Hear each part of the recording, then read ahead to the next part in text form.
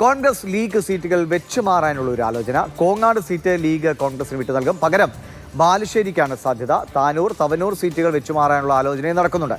ഗുരുവായൂർ, പട്ടാമ്പി സീറ്റുകൾ പരസ്പരം മാറുന്നതും സജീവ ചർച്ചയിലാണ്. മുഹമ്മദ് ഷഹീദ് വിവരങ്ങളുമായിട്ട്. ഷഹീദ്, ഗുരുവായൂർ പട്ടാമ്പി അത് വളരെ സജീവമായ ചർച്ചയിൽ നിൽക്കുന്നതാണ്. ഗുരുവായൂർ കോൺഗ്രസിലേക്ക് കിട്ടിയാൽ അത് ആര് മത്സരിക്കണമെന്നടക്കമുള്ള ഇങ്ങനെ ചർച്ചകൾ നേരത്തെയും കേട്ടിരുന്നു. എന്താണ് അത്, ഇതും ഒരു അന്തിമ തീരുമാനത്തിലേക്ക് പോകുന്നുണ്ടോ? രണ്ട് പാർട്ടിയിലും അതിനൊരു അനുകൂല സമീപനമാണോ? ദിവിഷ്, തീർച്ചയായും കോൺഗ്രസ് ലീഗ് ഉഭയകക്ഷി ചർച്ചകൾ ഇപ്പോൾ തുടങ്ങിക്കഴിച്ചിട്ടുണ്ട്. ആദ്യഘട്ട ചർച്ചകൾ തുടങ്ങി. അതിന് രണ്ട് ഘട്ട ചർച്ചകൾ ഇനിയും നടക്കാനിരിക്കുകയാണ്. പക്ഷേ ഇപ്പോൾ തന്നെ ഏകദേശം 6 ഇടങ്ങളിൽ സൂചിപ്പിച്ചത് തന്നെ 3 സീറ്റുകൾ അല്ലെങ്കിൽ 6 സീറ്റുകൾ വെച്ചു മാറുന്നു, അല്ലെങ്കിൽ ആ രീതിയിൽ 3 എണ്ണം വെച്ചു മാറാനുള്ള ഒരു ധാരണയിലേക്ക് പോയിരിക്കുന്നത്. ഏറ്റവും പ്രധാനമായിട്ടുള്ളത് നിലവിൽ നമ്മൾ മനസ്സിലാക്കിയിട്ടുള്ള ഒരു ധാരണയായി കഴിഞ്ഞിട്ടുള്ളത് കോങ്ങാട് സീറ്റ് ലീഗ് മത്സരിക്കുന്ന സീറ്റാണ്, മത്സരിച്ച് പരാജയപ്പെടുന്ന സീറ്റാണ്. അത് കോൺഗ്രസിന് നൽകാൻ തീരുമാനിച്ചിരിക്കുന്നത്. അതായത് കോങ്ങാട് കോൺഗ്രസ് മത്സരിക്കാനുള്ള ഒരു ധാരണയിലേക്ക് ഇപ്പോൾ പോയിട്ടുണ്ട് എന്നുള്ളത് തന്നെയാണ്.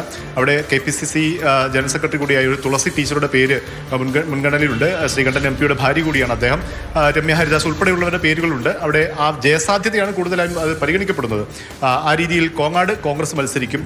പകരമായി കോഴിക്കോട് ജില്ലയിലെ തന്നെ സംവരണ സീറ്റായ ബാലുശ്ശേരി ഒരുപക്ഷെ ലീഗ് മത്സരിച്ചേക്കും. അവിടെ ഇപ്പോൾ കോൺഗ്രസ് ആണ് മത്സരിക്കുന്നത് എന്നുള്ളതാണ് അത്തരമൊരു ചർച്ച.